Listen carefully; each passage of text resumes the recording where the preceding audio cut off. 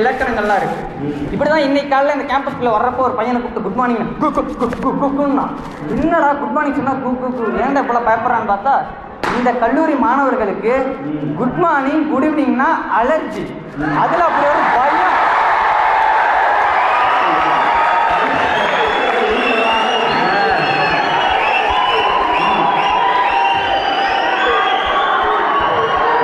சிறந்த கல்லூரிகளுக்கான இலக்கணம்